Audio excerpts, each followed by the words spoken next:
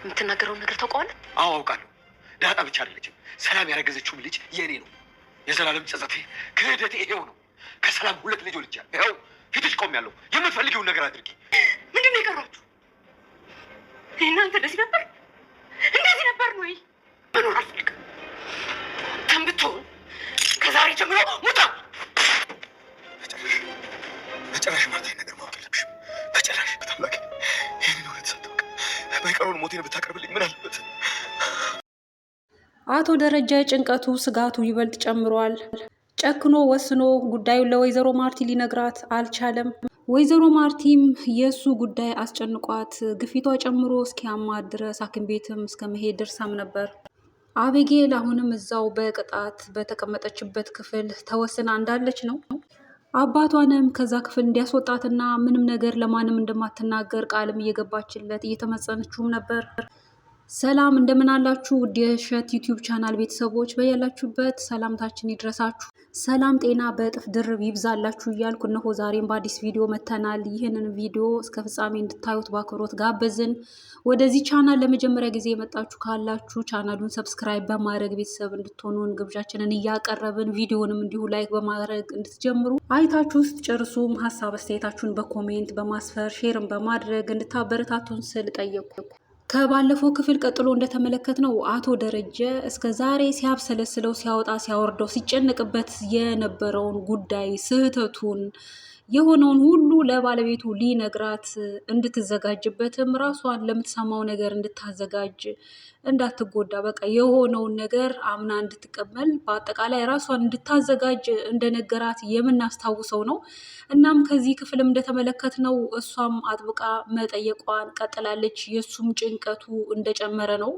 እናም ከዚህ ሁሉ ንገረኝ እያለችው ነው። አቶ ደረጀ ግን ሊነግራት ወስኖ ነበር። አሁንም ፈራ ተባ እያለ ጭራሽኑ ላይነግራት እንደገና የወሰነ ይመስላል።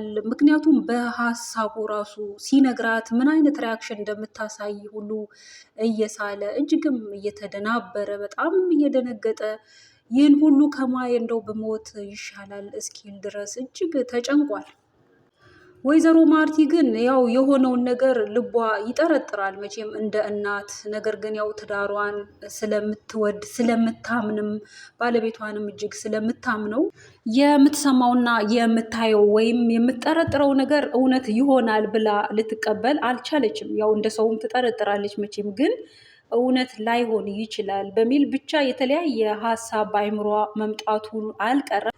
ሆኖም ግን የሆነውን ነገር በተጨባጭ እስካላየች ድረስ ወይም ደግሞ እስካልሰማች ድረስ እናም አቶ ደረጀም እስካልነገራት ድረስ ያው በእርግጥም ከልጇ ከአቤጌል ያው የምትሰማው ነገር የተለያየ ነገር ነው። ያው ልጇንም አልሰማቻትም፣ አላደመጠቻትም። ጭራሹኑ እንዲህ አይነት ነገር እንዳታወራላትም እያወገዘቻት ብዙ ጊዜ በዚህ ሂደት ሰንብታለች።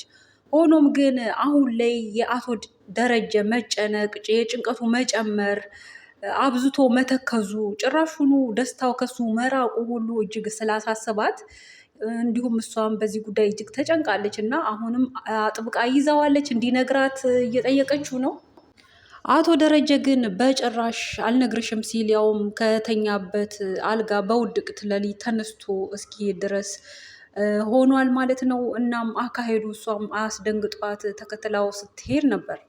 እንግዲህ ይህ ሰው ወይ ተናግሮ ጭንቀቱን አጋርቶ የሚሆነውን ነገር በጸጋ ለመቀበል ራሱን አላሳመነም። ምክንያቱም ጉዳዩ ከባድ ነው፣ እንደሚያስበው ላይሆንም ይችላል።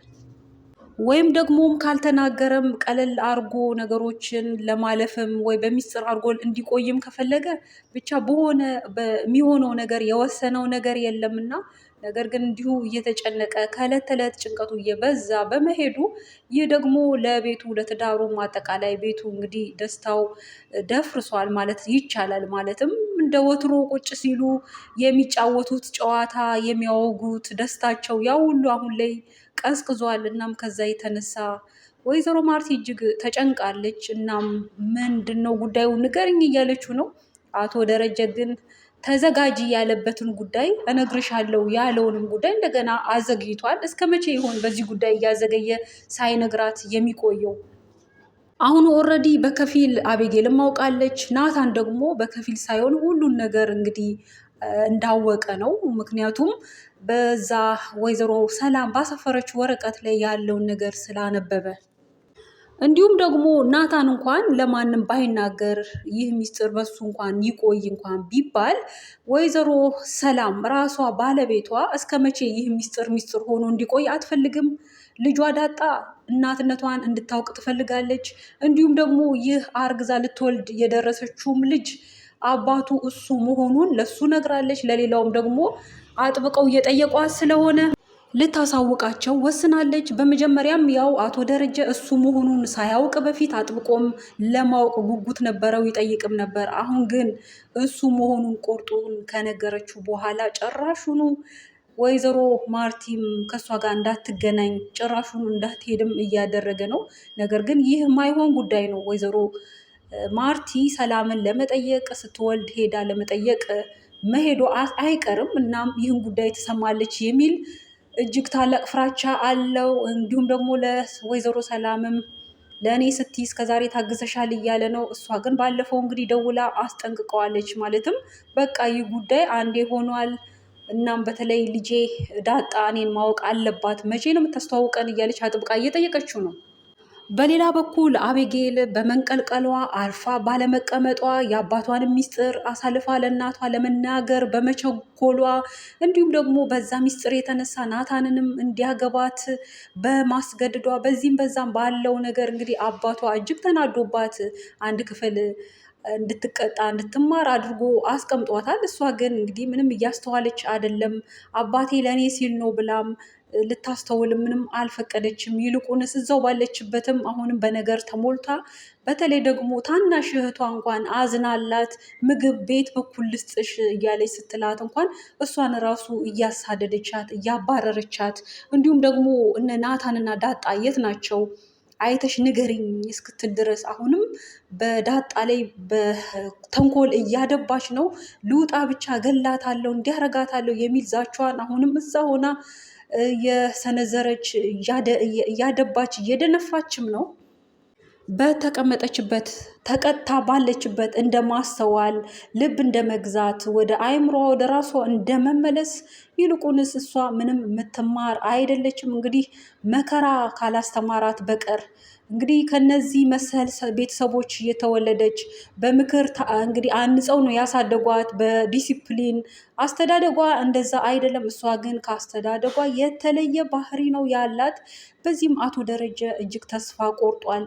ይህን ከማይ ብሞት ይሻላል፣ አንቺም እንደዚህ ከምትሆኝ ብትሞች ይሻላል እስኪል ድረስ በቃ በእሷና በሱ መሀል ልጅና አባት የሚለው ነገር ራሱ እንደው ባይኖር ወይ ደግሞ እንደው ሰውስ ልጁን ገደለ ይለኛል ብሎ ነው እንጂ እንደዛ ደንፍቶ መቶ በቃ እንደሚተዋትም አይመስልም ነበር። ነገር ግን ንዴቱን መቼም ተቆጣጥሮ ያው የአባት አንጀት አልችል ብሎ ምንም ሳያደርጋት ያው እንዲሁ እንድትቀጣ እንድትማር አደረገ እንጂ የእሷ ጥፋትና ሁኔታዋ ተንኮሏ አርፋ አለመቀመጧ ከዛም በላይ ሰው በንዴት ክፉ ነገርም ሊያደርስባት የሚችል አይነት ባህሪ ነው ያላት። ወይዘሮ ማርቲም ያው አባቷ ራሱ ስለቀጣት ቅጣቷን ትቀበል ብላ ዝም ብላለች። ምግብም እንዲሰጧት ወይ ደግሞ ሄዳም እሷንም ለማየት እንደዚህ እንትን አላለችም። ያው የባሏን ትዕዛዝ ስለምታከብር ያው አባት ነውና እንደ አባት እንዲቀጣም መብቱም ስለሆነ ለምን ብላም አልተጋፋችውም። ነገር ግን ያው እሷ የምታስተውል አይደለችም። እንዲሁም ደግሞ ወይዘሮ ማርቲ አቤጌል ስትነግራት የነበረው ነገር ውሸት እንደሆነ ናታን የእውነት ሊያገባት እንዳይደለም ይህንንም ሰምታ ናታንንም ለምን አልነገርከኝም፣ በዚህ ልክ ለምን ደበከኝ ስትለውም ነበር። እንግዲህ የአቤጌልን ወሬ አምና ለሰርጉ እንዘጋጅ፣ ሰርጉ እንዲህ ለቀለበቱ እያለች ስትል ያው አሁን ላይ ቁርጡን እሷን ቢሆን ሰምታለች። ናታን አቤጌልን እንደማይወዳት እንደማይፈልጋት እንደማያገባት በአጠቃላይ። በሌላ በኩል ናታን ከዳጣ ጋር እንግዲህ ፍቅሩን እያጧጧፈ ነው።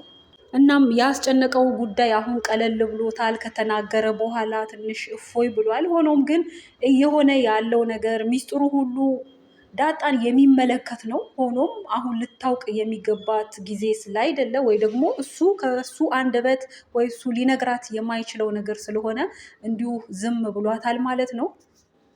የሁለቱ ፍቅር ሰምሮ መጨረሻቸው እንደሚያምር ተስፋ እናደርጋለን።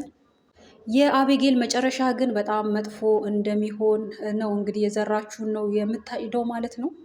በተለይ ደግሞ ቤተሰብን ማሳዘኗ እንዲሁም በቀጣይ ክፍል የአቶ ደረጀ መጨረሻ እንደሚሆን ተስፋ እናደርጋለን። የሆነውን ነገር እንደሚናገር ተስፋ እናደርጋለን፣ እንጠብቃለን። በአጠቃላይ በዚህ ቪዲዮ ያዘጋጀ ነው ይህ ነው። ቀጣዩን በቀጣይ እናጋራችኋለን። እስከዛው ደህና ሆኑ። ባይ ባይ።